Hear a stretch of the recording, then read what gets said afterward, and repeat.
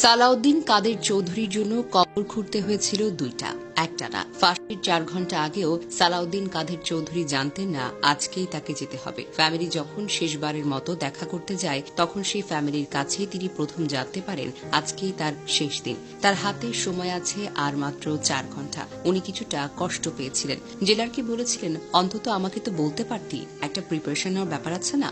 এরপর তিনি ফ্যামিলিকে জানান উনি 1978 সালে এক বক্তব্যে রাঙ্গুনিয়ার মানুষের কাছে ওয়াদা করেছেন আমার কবরটা এখানেই হবে। শেষ ইচ্ছা শুনেই চৌধুরী পরিবার রাঙ্গুনিয়াতে কবর খননের কাজ শুরু করে। কি অদ্ভুত জীবন না!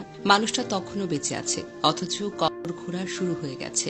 বাট কার্যকরের পর জেলার সাফ জানিয়ে দেন লাশ রাঙ্গুনিয়া যাবে না, লাশ অবশ্যই রাউজানে নিতে হবে। অনেক চেষ্টা করেও যখন মানানো যায়নি তখন সালাউদ্দিন কাদের চৌধুরীর কাজিন সালমান এফ রহমানের মাধ্যমে শেখ হাসিনার কাছে বলা হয় উনি দেশ জেলারকে বলে দেন লাশ রাঙ্গুনিয়াতে দাফন করার ব্যাপারে।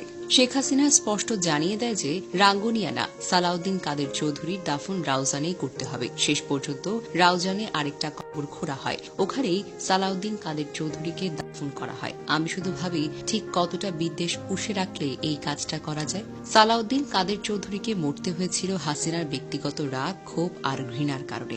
জানেন কি, সালাউদ্দিন কাদের চৌধুরীর পক্ষে সাক্ষী দেওয়ার জন্য 100 জনের একটি তালিকা দেওয়া হয়েছিল। হাসিনা প্রমিনেন্ট সাক্ষীদের কাউকে অ্যালাউ করেনি, অ্যান্ড এই রায় আদালতে লেখাও হয়নি, বরং এই রায় লেখা হয়েছিল সরাসরি শেখ হাসিনার নির্দেশে আইন মন্ত্রণালয়ে বসে। রায়ের 2 দিন আগেই এই রায়ের কপি সালাউদ্দিন চৌধুরী ফ্যামিলির কাছে চলে আসে। ওইটা এখনো আছে। আদালতে রায় লেখা হলে রায়ের কপি রায় হওয়ার 2 দিন আগেই বের হলো কিভাবে? যাই হোক, সালাউদ্দিন কাদের চৌধুরীর বিচার একটি উদাহরণ হয়ে থাকবে।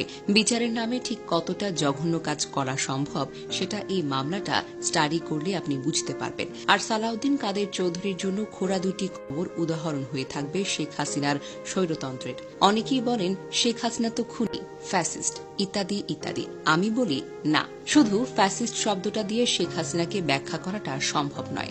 শেখ হাসিনা ছিল আরো অনেক কিছু। ফ্যাসিস্টরা তো জীবিত মানুষের অধিকারকে হরণ করে। হাসিনা এমনকি একজন শহীদের শেষ ইচ্ছা এবং লাশের অধিকার পর্যন্ত আমাদের কাছ থেকে কেড়ে নিয়েছিল। অ্যান্ড আমি জানি না 100টা নমরুদ আর 100টা ফেরাউন এক হলেও হয়তো হাসিনার সমান নৃশংস হওয়াটা সম্ভব হতো কিনা।